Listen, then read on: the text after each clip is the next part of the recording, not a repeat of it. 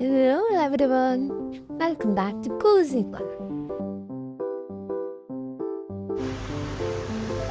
In this video, I will be showing you how to master the grid method for your drawings step by step. ഒരു portrait വരയ്ക്കുമ്പോൾ അതിൻ്റെ പെർപോസൻസ് correct ആവാനുള്ളതാണ് ഇത് main job.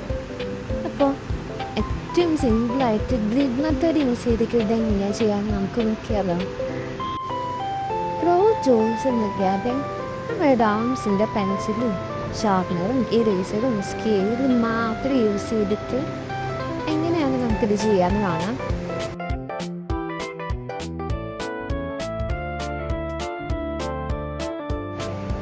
ഈ eraser നമുക്ക് ഇത് ഡാംസിൻ്റെയാണ്, പക്ഷെ ഇതിന് വേറെ അഞ്ചുണ്ട്.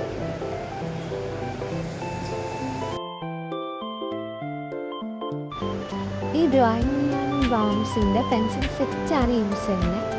ഇത് നമുക്ക് വേണ്ട അത്യാവശ്യം എല്ലാ ഷെയ്ഡ്സും അവൈലബിൾ ആണ്. നോക്കിയാലോ.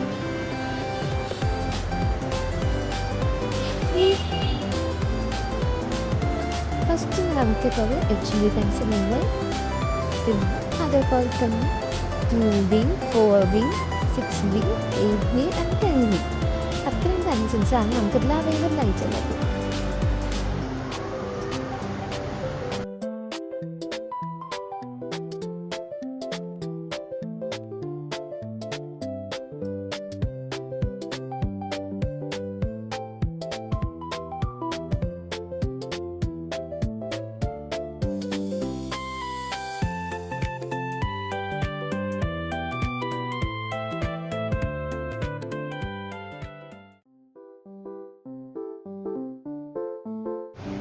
ഓൾസോ ഇതെന്ന് പോരാൻ അത് ഡീസൻ്റ് ആക്കിയ ഷോർപ്നറും കൂടി കിട്ടുന്നുണ്ട് നമുക്ക്.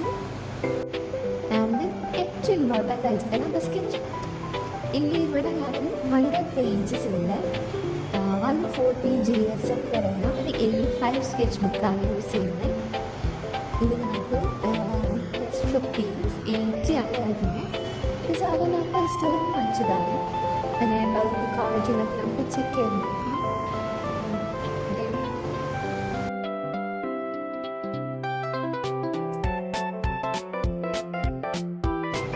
ഇനി നമുക്ക് എങ്ങനെയാണ് ഗ്രിഡ് വരയ്ക്കുക എന്നുള്ളത് നോക്കിയാലോ. ഗ്രിഡ് വരയ്ക്കാൻ വേണ്ടിയിട്ട് നമ്മൾ ഫസ്റ്റ് പേജിൽ സ്റ്റാർട്ട് ചെയ്യാണ്. ആദ്യം നമ്മൾ HB പെൻസിലാണ് യൂസ് ചെയ്യുന്നത്. അത് നമ്മുടെ ലൈൻസ് അത്രയും ലൈറ്റായിട്ട് നമുക്ക് കൊടുക്കേണ്ടതുള്ളൂ, എന്നാലും നമുക്ക് പിന്നീട് അതിന് ശേഷം അത് ഈസി ആയിട്ട് ഇറേസ് ചെയ്യാൻ പറ്റുള്ളൂ. അതിന് വേണ്ടിയിട്ട് നമുക്കൊരു HB പെൻസിലും ഒരു സ്കെയിലും. ഇവിടെ A5 സൈസ് ആയതുകൊണ്ട് ഞാൻ ചെറിയ സ്കെയിലാണ് ഇത് യൂസ് ചെയ്തിട്ടുള്ളത്. നമുക്ക് ഗ്രിഡ്സ് ആർക്കും കുറച്ചുകൂടി ഈസി ആയിരിക്കും. ദെൻ നമുക്ക് സ്റ്റാർട്ട് ചെയ്താലോ.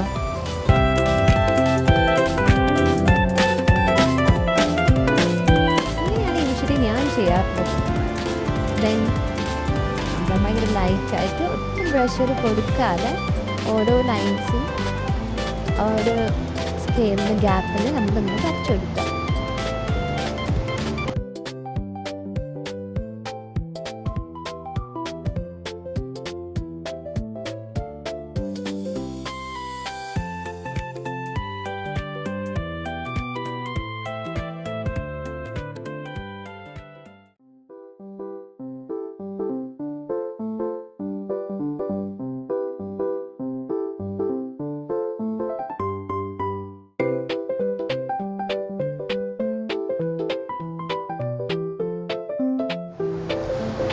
വെർട്ടിക്കലി ആൻഡ് ഹൊറിസോണ്ടലി നമ്മൾ ലൈൻസ് വരച്ചു കൊടുക്കണം.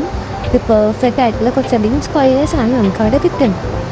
ഈ സ്ക്വയേഴ്സ് കിട്ടിയതിന് ശേഷം നമ്മൾ എല്ലാത്തിനും കറക്റ്റായിട്ട് നമ്പേഴ്സ് ഇട്ട് കൊടുക്കുകയാണെന്നുണ്ടെങ്കിൽ നമുക്ക് അതും വരക്കുന്ന സമയത്ത് കുറച്ചുകൂടി ഈസി ആയിരിക്കും.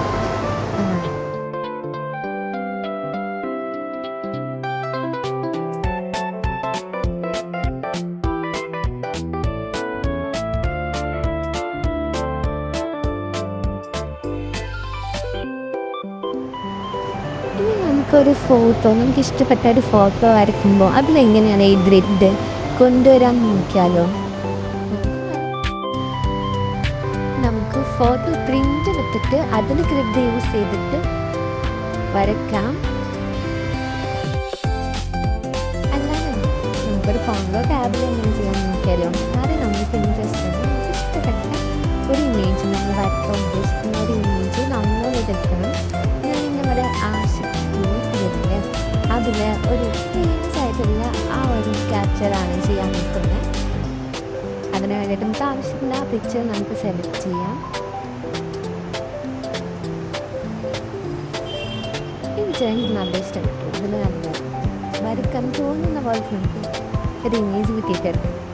ഇതിന് നമുക്ക് ആദ്യം ഡൗൺലോഡ് ചെയ്തെടുക്കാം.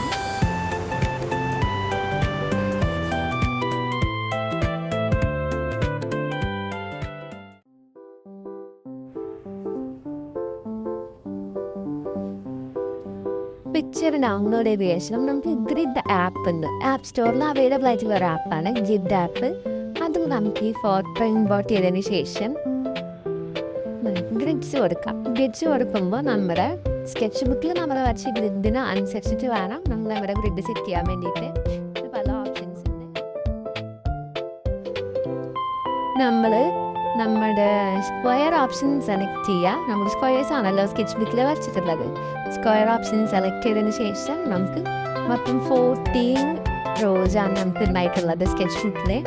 ആ 14 നമുക്ക് സെലക്ട് ചെയ്യുകയാണെന്നുണ്ടെങ്കിൽ 14 റോസ് ഇതിപ്പോൾ ഒരു സ്ക്വയർ ഇമേജ് ആയതുകൊണ്ട് 14 റോസ് ആൻഡ് 14 കോളംസ് എന്ന ഒരു ഇമേജ് നമുക്ക് കിട്ടി.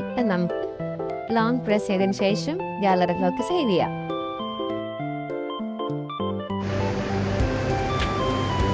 അപ്പം നമ്മുടെ ഗ്രിഡൊക്കെ സെറ്റായി. ഈ റെഫറൻസ് ഇമേജിലെ ഓരോ സ്ക്വയേഴ്സിലും എന്താണ് ഉള്ളത് എന്ന് നോക്കാം.